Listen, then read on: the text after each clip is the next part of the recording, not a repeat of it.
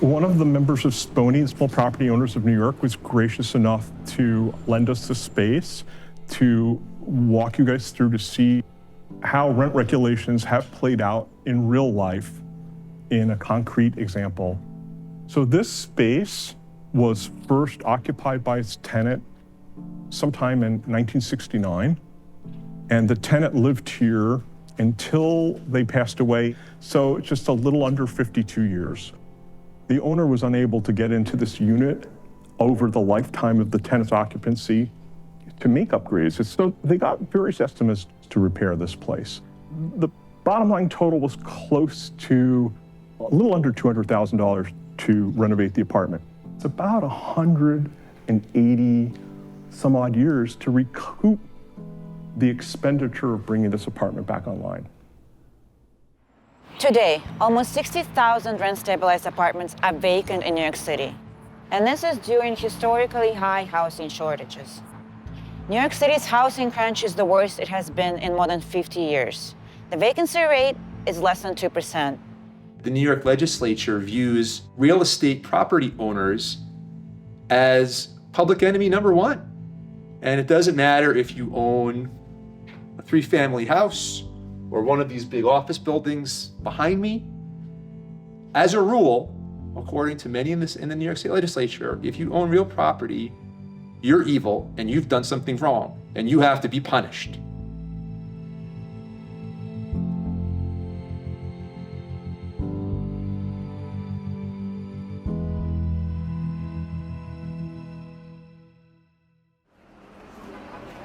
I moved to New York in 2003 when I was offered a job here. I was living in Santiago, Chile with my wife. We moved up here to take a shot at the city. I'm a software engineer, she designer, industrial designer, and we didn't have unlimited resources. We were looking for a building that we could renovate and improve and make exactly how we wanted for our home, our family home.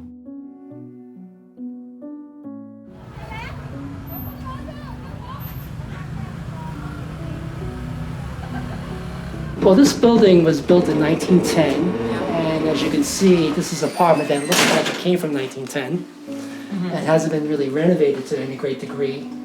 During the late 70s and early 80s, working families like my family were able to buy these buildings relatively cheap. We're talking about 5 figures at the time, but it required a lot of work, a lot of physical labor to make sure that things operate properly. Well, we have several hundred members in the Small Property Owners of New York. A lot of mom and pop owners, second, third generation. A lot of us live alongside these tenants inside these buildings themselves, and sometimes for decades, and in some cases for their entire lives. Our plan was to combine the bottom 2 floors, or the 4 studios, then renovate the upper 2 floors, or the 4 remaining studios, and rent them out as supplemental income. And 3 months later, in June of 2019, a New York State Assembly and Senate passed the HSTPA. Housing Stability and Tenant Protection Act, or HSTPA for short, is an expansion of rent control. Rent control, and its other more prevalent form, rent stabilization, started in the late 60s as a temporary measure to fight housing shortages. Both of these basically set a ceiling on how much property owners can charge and give tenants the rights to stay in the property indefinitely. Prior to 2018, in New York State, even though it was heavily left-leaning, or at least Democratic-leaning, there was some balance. The Democratic Party wanted more regulation, the Republican Party generally wanted less. You generally had a clash of visions that led to a compromise. The elections in 2018 really upended that equilibrium. And when you had one party control in Albany, you didn't have that breaking force of the Senate Republicans anymore. And as a result, you had one party in control, and there was no one really to stop the base of that party from getting what they wanted. 7 months after the elections of November of 18, you had the Housing Stability and Tenant Protection Act of 2019. Before 2019, rent-stabilized apartments could be deregulated if they became vacant or if tenants were making over $200,000 a year. Additionally, owners could offset renovation costs through gradual rent increases. They could also reclaim units within their building to live in, as long as they called it their home or primary residence. Before the law, and the whole reason we bought this building, is we were allowed to combine or recover as many rent-stabilized units as we needed. And now the law states, as of 2019, that we can only recover one unit, regardless of size. And obviously in a building like this, a studio isn't going to cut it for our family. With the new law, the vacancy clause was removed. Tenants' income became irrelevant, and owners could no longer use more than one unit of the property, even for their primary residence. Essentially, under the new law, all units became permanently regulated. So if you're making $500,000 a year, but you're in a rent-stabilized apartment, you get to enjoy essentially a public subsidy, a subsidized rent. It's equity theft. They don't allow me to charge the actual costs of to cover the cost of the units. And so I'm basically, as an individual, directly subsidizing the tenants that live here and their lifestyle. But I don't want to rent it out. I want to live there. I want to live in my own property. And the state says I can't. When it comes to renovation costs, the owners may only recoup investments up to $15,000 by increasing the rent up to $89 a month, and only for 15 years. Well, the previous tenant was here 40 years. The last 40 years they were here when my family bought the building back in the early 80s. And they left around 2019, and it has been vacant ever since. So can you tell us a little bit how much would it cost for you to renovate this place? I would say I've done renovations before in my building, and roughly it's going to be around 100 to 120,000. So it's way above the $50,000 limitation.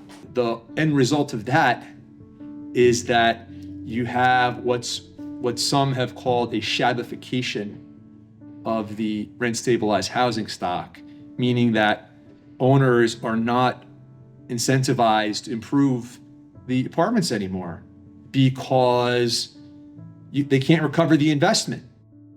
I don't know anybody, any property owner, who would invest in this state anymore, not with the current laws, and not with the threat of them getting even worse. And when you have proposals about good cause eviction and even commercial rent control, that's something that's come up in the New York City Council the last couple of years.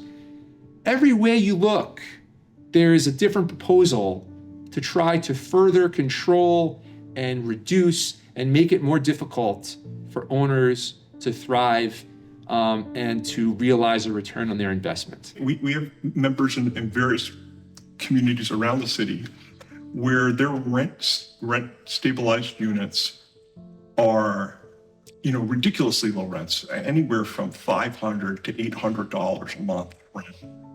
But their actual tax burden, insurance burden, and utilities burden is easily $1,200, $1,400. So they're taking a net loss every single month on those rent stabilized units. Government in Albany has restricted our ability for property owners to renovate, creating housing crisis. As you can see, the apartments are empty. They're never going to see the open market again, because the moment I rent it, they get to stay forever. Tens of thousands of apartments that are directly related to this particular law's complete disincentive to upgrade and upkeep rent-stabilized properties. What then happens? You have more and more people who need affordable apartments who now don't have access to them. Here you have existing housing stock that can easily be made available if the laws are changed and allow for property owners to get the necessary income. This is a basic common sense proposition to addressing the housing crisis in New York City. Now we're left holding the bag economically for something that we were never prepared for. We can't invest, we can't move in, we can't renovate, so the units sit empty.